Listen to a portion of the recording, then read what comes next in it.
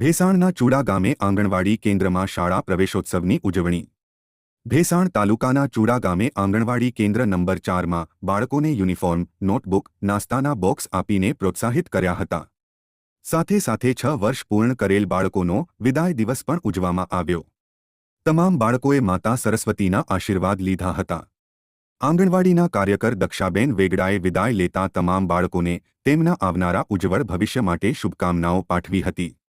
આ કાર્યક્રમમાં ચૂડા ગામના ઉપસરપંચ ઉદય ગોંડલિયા, ગ્રામ પંચાયતના સદસ્ય વનરાજ ધાધલ, પત્રકાર પંકજ વેગડા તથા તમામ બાળકોના વાલીઓ અને ગ્રામજનો ઉપસ્થિત રહ્યા હતા।